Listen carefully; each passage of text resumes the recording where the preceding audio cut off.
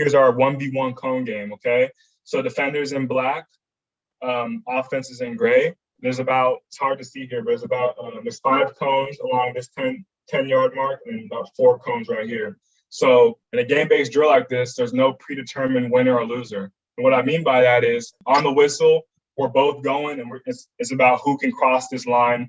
As a runner, I'm trying to get past this grid, right? I'm trying to pass through this line. And as a defender, I'm trying to tag off within 4 to 5 yards. I mean that showing that I'm closing that space and cutting down that distance. So coming up here next.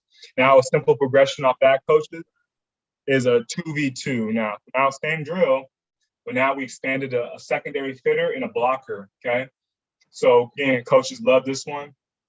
There's about 18 different options that can happen, right? Very unpredictable. You see what happens here? The fitter, he gets left out to dry because we always talk about just do your job, right?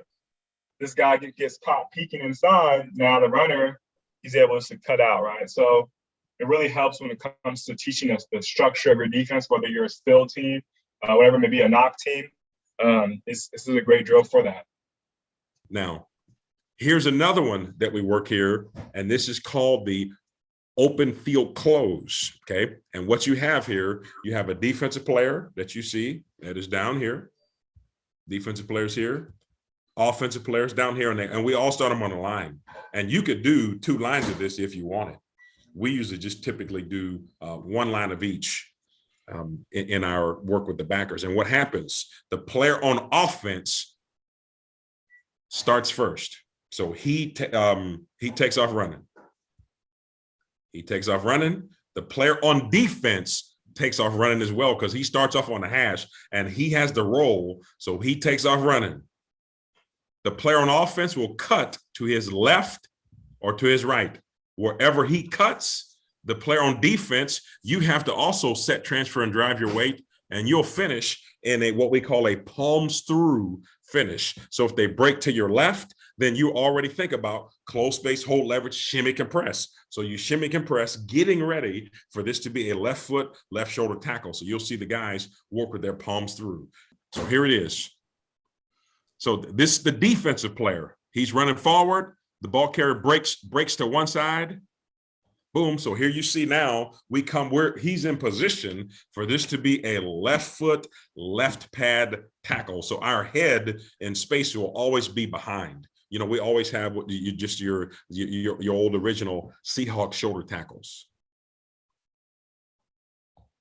So that way you can see exactly how we finish. You see here, this would be a left foot, left pad tackle, toes pointed forward so you can be ready to accelerate and go through the ball carrier. You guys see that? Here's another one here.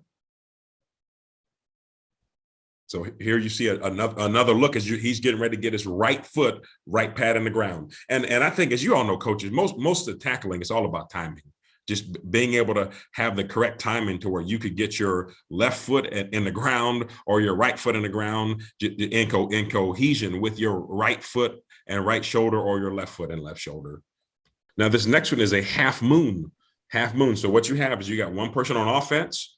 He runs around, gets around it, and he plants. He goes to his right or to his left. And you have someone on defense. He comes around and he goes to his right or to his left off of the offensive player. So if he goes to his right, this would be a right foot, right pad tackle, same finish. And all we're doing is just trying to work, change the direction thing. So when we had our secondary guys, it was the same thing with the receivers. So the receivers would come around here, or whoever the respective offensive player is, he would come around and make his cut. Our defensive backs, they would half moon. We would have our guys backpedal and, you know, left foot plant, right foot plant, and then drive to be able to go make the tackle. There's a lot of things that you can do to make this truly, truly, truly football applicable. Here is the offensive player. So you guys see it. The offensive player right now is coming here, making his cut. The defensive player is here.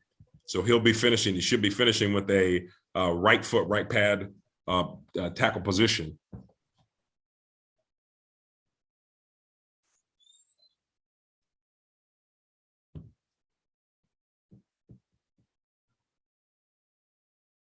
Okay, you guys see that?